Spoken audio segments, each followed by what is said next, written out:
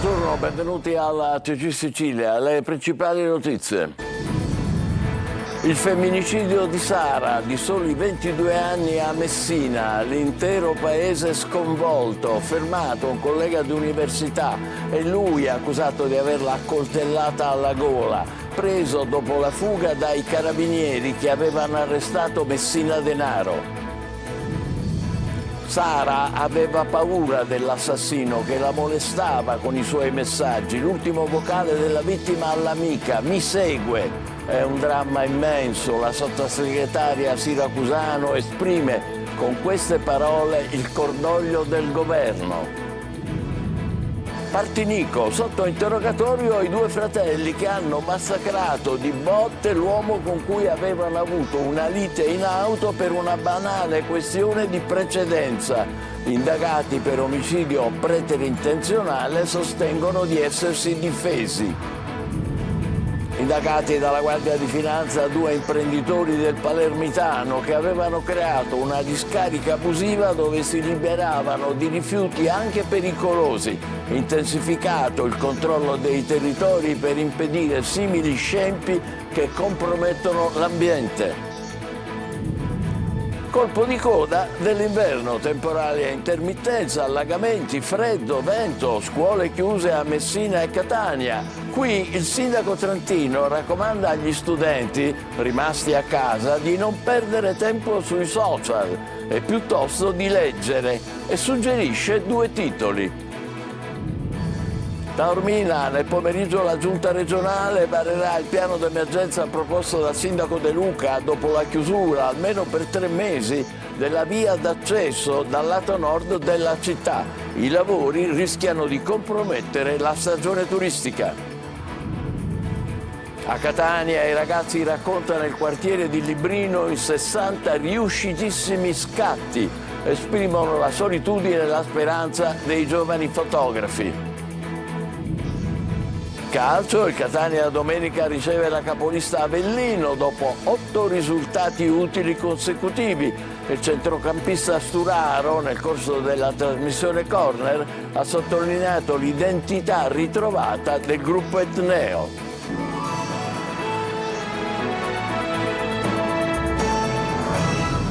Ben trovati. Dopo il femminicidio di Sara Campanella a Messina, conferenza stampa stamane degli investigatori che hanno fermato per il delitto un collega di università della giovane vittima. In diretta da Messina, Francesco Triolo, a te la linea. Sì, Michele, buongiorno da Messina dove piove. Sono davanti al Tribunale di Messina dove si è tenuta la conferenza stampa che ha spiegato i dettagli, alcuni dettagli del femminicidio di Sara Campanella avvenuto ieri. Una morte che ha lasciato la città sgomenta, tanto perché è avvenuta anche il 31 marzo, stesso giorno che 5 anni fa ha visto morire un'altra ragazza, un'altra studentessa di medicina, Lorena 40, altro femminicidio che ha scosso tantissimo la città dello Stretto.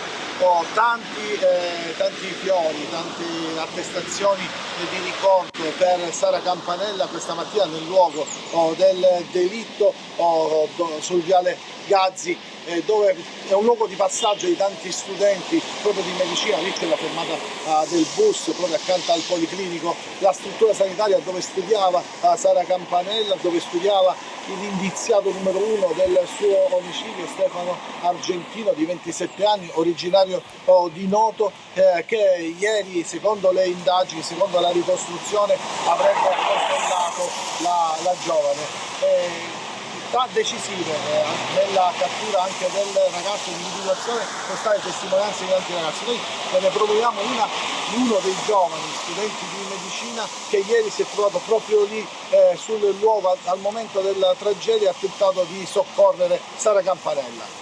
Allora, io uscivo dal tirocinio che faccio nel reparto qua di medicina interna all'ospedale di Messina e vedo la situazione che mi sembrava un incidente stradale, vedo la ragazza a terra, che ho detto con i ragazzi di aiutarmi a girarla e metterla in posizione con le gambe alzate in antishock e cercare un attimo di capire la situazione, vedere dove perdersi il sangue, al che cerchiamo un po' in giro nel corpo e vediamo che a livello del collo ha un taglio profondo mi faccio prestare una maglietta dai ragazzi e iniziamo a tamponare la ferita, al che rilevo se aveva il polso, in quel momento c'era, debole ma c'era, purtroppo perdeva molto sangue, respirava a stento perché si alzava molto poco l'addome.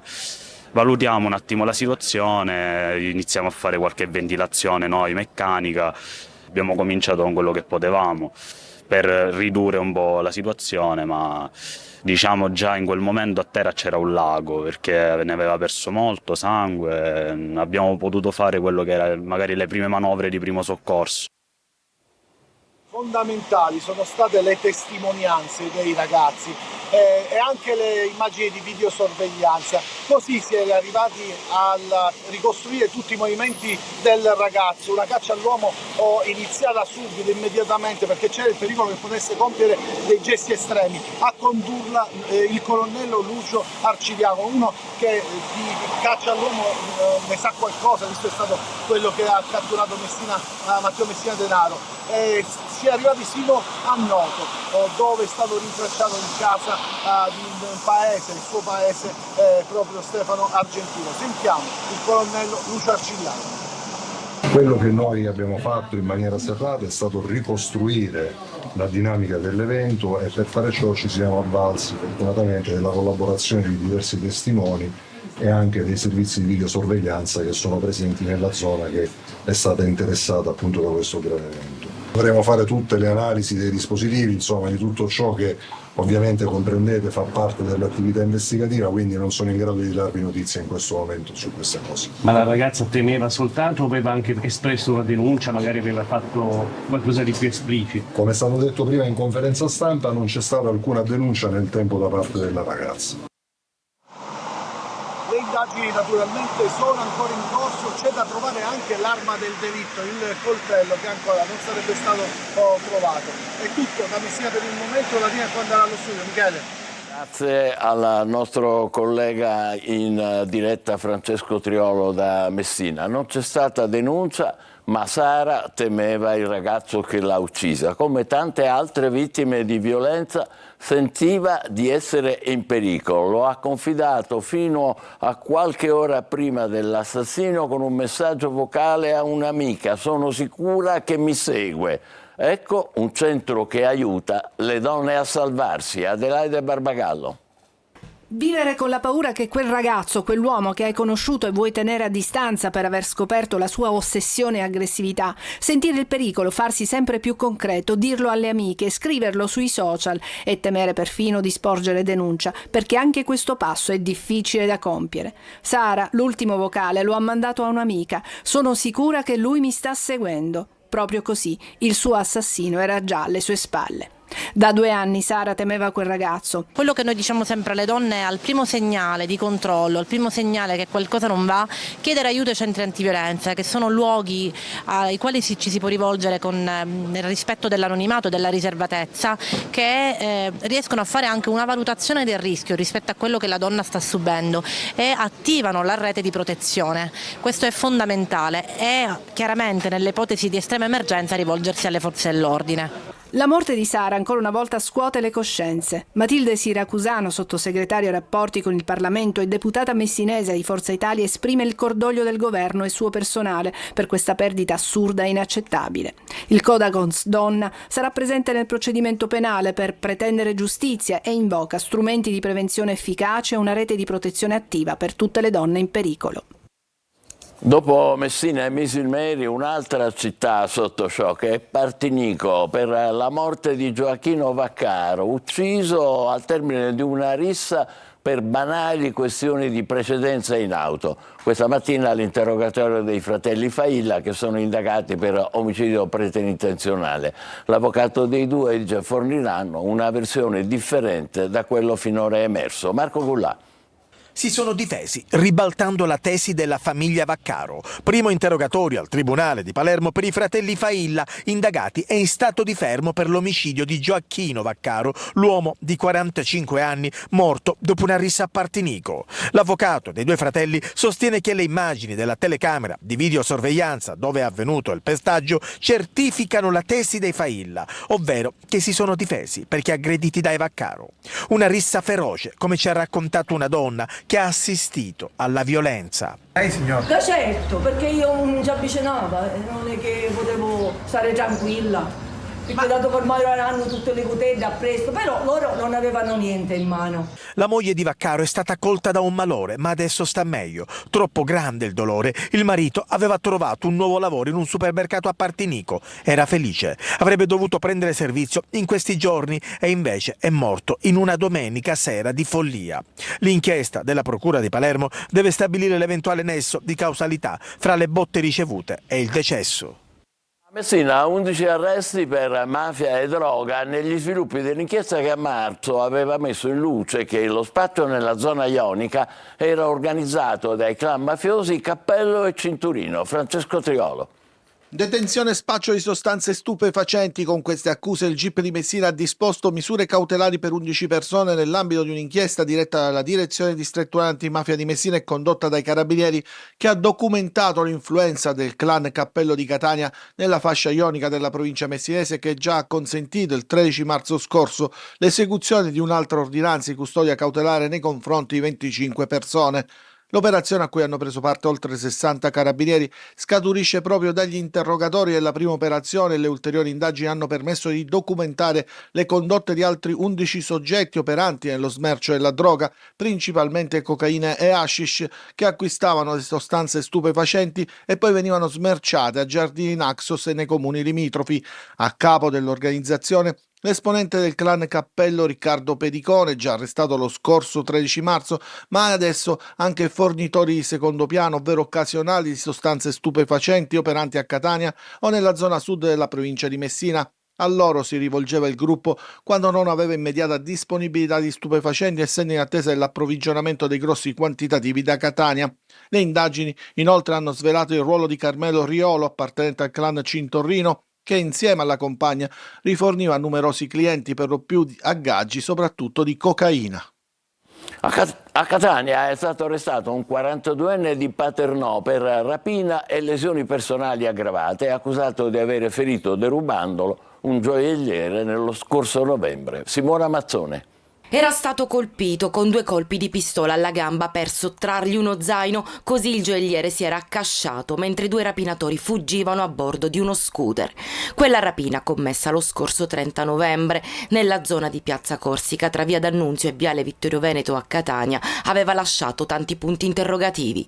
Adesso quell'uomo che ha sparato ha un nome e un volto. Si tratta di un 42enne di Paternò che è stato arrestato dalla polizia con l'accusa di rapina e lesioni personali aggravate, detenzione illegale di arma da sparo ed evasione, in esecuzione di un'ordinanza di custodia cautelare in carcere emessa dal GIP su richiesta della Procura di Catania. Secondo l'accusa, l'uomo, a cui è contestata anche la violazione della sorveglianza speciale con l'obbligo di soggiorno a cui era sottoposto, sarebbe l'autore, con un complice ancora da identificare, di quella violenta rapina.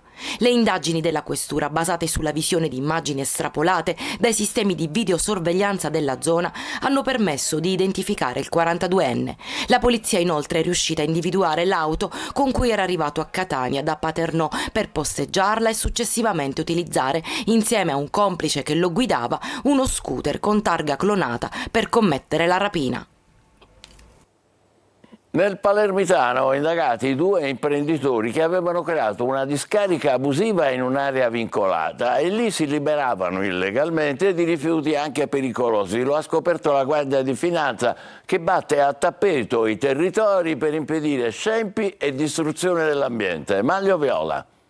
Un grave rischio per l'ambiente e per gli abitanti della zona. Gestione illecita di rifiuti, alcuni dei quali anche pericolosi, comprensiva di trasporto, cessione e smaltimento di ingenti quantitativi, è l'accusa mossa dalla Guardia di Finanza a 2 imprenditori di Partinico. Uno è finito agli arresti domiciliari, l'altro al divieto di dimora. Per entrambi è scattata l'interdizione per 1 anno dall'attività d'impresa. Sotto sequestro anche parte del complesso aziendale delle 2 imprese, oltre a una vastissima area di oltre 11.000 metri quadrati adibita a discarica abusiva. Nei confronti di una delle 2 società, contestata anche la responsabilità amministrativa dal reato. La materia ambientale sicuramente deve essere affrontata come appunto è stato fatto oggi, con la dovuta attenzione e nei dovuti modi, poiché probabilmente è uno dei fenomeni delittuosi che maggiormente affligge il nostro territorio. Secondo l'accusa, le imprese, dopo aver effettuato lavori edilizi, trasportavano direttamente o indirettamente i residui di lavorazione, fra i quali anche rifiuti elettronici, Eternit, copertoni, abusivamente in quel terreno sottoposto anche a vincoli ambientali a Partinico. In questo modo risparmiavano sui costi di smaltimento, ma creando grave danno all'ambiente. Grazie alle videoriprese è stata accertata che l'area era ormai una discarica a tutti gli effetti, sia pure abusiva, nella quale conferivano anche altri 15 soggetti provenienti da diverse parti della provincia palermitana, tutti adesso sotto inchiesta. Nel solo periodo delle indagini sono oltre 633 le tonnellate di rifiuti conferite nella discarica abusiva. Aprile riporta l'inverno, temporale a intermittenza, allagamenti, freddo, allerta arancione nelle province di Catania e Messina. In molti comuni scuole chiuse. Simona Mazzone. Un 1° aprile all'insegna di temporali e vento sulla Sicilia, specie sui settori settentrionali e orientali, tanto che la Protezione Civile ha diramato un'allerta arancione. A essere coinvolte le province di Messina e Catania, dove nella maggior parte dei comuni ordinanze sindacali hanno disposto la chiusura degli istituti, ma anche di parchi, cimiteri e spazi pubblici. Già mercoledì si noteranno miglioramenti e anche le temperature inizieranno a risalire e da giovedì tornerà il sole. Il maltempo ha colpito la Sicilia già da qualche giorno, dopo brevi pause quasi primaverili e un inverno freddo e piovoso. E se la pioggia può contrastare la siccità nell'isola, il problema principale resta quello delle cosiddette bombe d'acqua, che arrivano all'improvviso provocando danni e allagamenti ovunque. Le grandi città restano ancora impreparate a gestire ondate di grossa portata che sulle strade si trasformano in veri fiumi. Basta che comincia a piovere, si allaga tutto e l'acqua si infiltra ovunque. Per questo, in via precauzionale, lì dove si prevede il peggio, le lezioni vengono sospese. E già ieri pomeriggio, al primo sentore di chiusura dei plessi scolastici, era un via vai di messaggi WhatsApp tra gli studenti increduli e più propensi a pensare che si trattasse di un pesce d'aprile, subito smentiti, come accade nell'era dei social, dai siti istituzionali. A Catania anche lo stesso sindaco trentino ha pubblicato l'ordinanza sul suo profilo, arricchendola con un originale consiglio e l'augurio che i nostri ragazzi si possano dedicare meno ai social e più alla lettura di testi come Lo spazio umano di Alessandro Barbero o I ricordi di Marco Aurelio. Scandalo sanità a Trapani, da oggi il nuovo corso nell'azienda sanitaria con l'insediamento di Danilo Faro Palazzolo al posto di Ferdinando Croce, che è stato sospeso. Laura Spanò. Primo giorno da legale rappresentante dell'ASP di Trapani per Danilo Faro Palazzolo, già direttore amministrativo della stessa azienda sanitaria. Era stato l'ormai ex direttore generale Croce che lo aveva delegato alle funzioni di legale rappresentante dell'azienda in caso di assenza o impedimento. Sotto la lente di ingrandimento della regione, intanto, ci sono al momento le 28 delibere firmate da Croce appena prima di lasciare l'incarico. E intanto il ministro dell'istruzione Giuseppe Valditara scrive una lettera personale riconoscendo il coraggio alla professoressa Maria Cristina Gallo, docente di Mazzara, perché ha saputo trasformare il suo dolore personale in impegno civile e per questo, scrive Valditara, merita il plauso dell'intera comunità scolastica.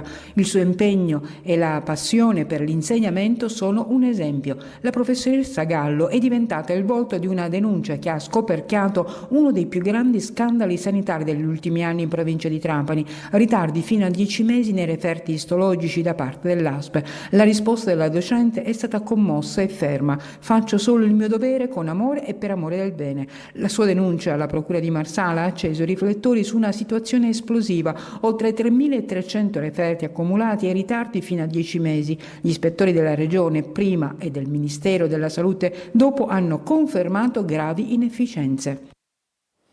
Nel pomeriggio la Giunta regionale darà il via libero al piano di emergenza proposto dal sindaco di Taormina De Luca dopo la chiusura per almeno 3 mesi della via d'accesso alla città dal lato nord. Sono lavori che rischiano di compromettere la stagione turistica. Luca Ciliberti. Il piano ad hoc di emergenza chiesto dal sindaco Cateno De Luca per Taormina sarà esaminato nel pomeriggio dalla giunta regionale convocata da Schifani. Il presidente ha assicurato massima disponibilità ed è quasi scontato un esito positivo, perché c'è il rischio reale di compromettere la stagione estiva del luogo simbolo del turismo alto spendente in Sicilia. La giunta regionale esaminerà la nostra richiesta al fine di definire lo stato di emergenziale che abbiamo chiesto con tutte le misure che ne conseguiranno. Il costone roccioso che sovrasta la via Garipoli, unico accesso da nord alla città, rischia di crollare e necessita interventi urgenti di messa in sicurezza. La strada è stata chiusa e resterà interdetta per circa 3 mesi. Nei giorni scorsi è stato realizzato un bypass attraverso la via Sant'Antonio, una stradina che non consente però il transito dei veicoli in entrambi i sensi di marcia.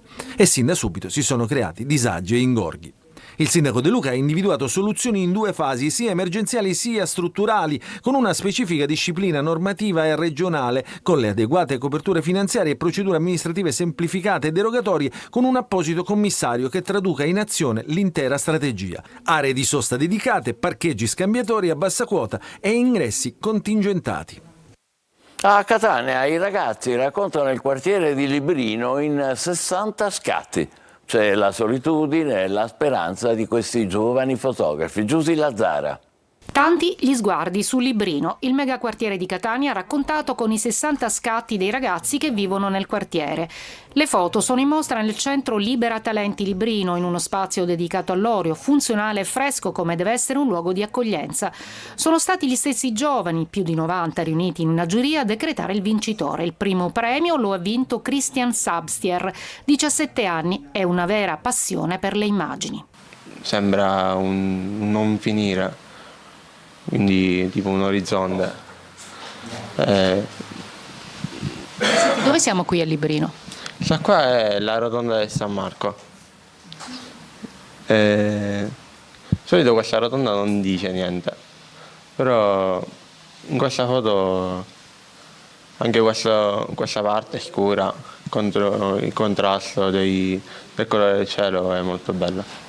Non ci sono filtri, le foto parlano di solitudine, di amicizia e di speranza, e c'è lo sguardo fresco di chi, nonostante il degrado, vede anche la bellezza. È stato sorprendente entrare nel loro mondo. Sì, c'è un momento in cui raccontano molta solitudine e forse è qualcosa che ha origine in questi anni e che accomuna molto i ragazzi, per cui è nato proprio Libera Talenti di Librino, per dare risposta a questo. Ma c'è uno sguardo, c'è molto orizzonte, molto cielo, ci sono le relazioni, ci sono molti colori, c'è proprio una capacità di cercare la bellezza. A Librino c'è spazio per giocare e vivere nelle piazze appena ristrutturate, in una palestra nuova, luoghi dove crescere in libertà. Bellissime queste foto, complimenti ai ragazzi. Facciamo una pausa, tra poco il calcio, con le dichiarazioni di Sturaro del Catania, che è intervenuto a corner dopo la vittoria a Trapani. State con noi.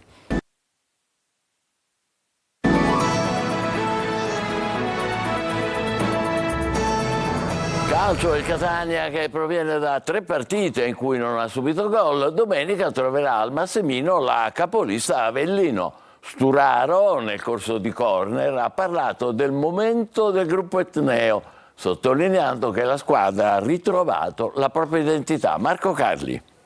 3 partite, le ultime senza subire gol. Il Catania è tornato solido per merito di tutti, dalle prestazioni di Dini e della difesa fino ad un centrocampo che copre e propone. E fra i centrocampisti che sono tornati a disposizione, anche se ancora non impiegato, c'è Sturaro, che nel corso di corner ha ribadito il concetto della solidità ritrovata, quella che si era vista solo in avvio di torneo. Se vi ricordate, all'inizio noi avevamo un'identità.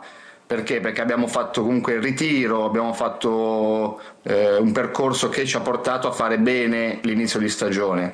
Poi abbiamo avuto questo periodo e adesso finalmente stiamo di nuovo ritrovando una nuova identità. L'ex Juve Genoa conferma la ritrovata compattezza del gruppo e individua le differenze rispetto all'anno scorso. Sicuramente nella professionalità, sicuramente nell'amore per il proprio lavoro e per cercare di far bene in una piazza importante. E in vista della partita con l'Avellino è tornato fra i compagni anche Inglese. Ovviamente se ne devono valutare al meglio le condizioni. Anche Sturaro sa quanto l'attaccante possa essere decisivo per la fase finale della stagione. Dunque, proprio come nel caso del centrocampista, sono state usate, e lo saranno ancora, tutte le cautele. Sì, Roberto si è allenato con noi, sta bene, avrà sicuramente bisogno di un periodo di adattamento, e credo che ormai a questo punto l'approccio sia cauto anche con lui, sarà sicuramente dei nostri. Non so se sarà domenica o quella dopo, però sicuramente è dei nostri.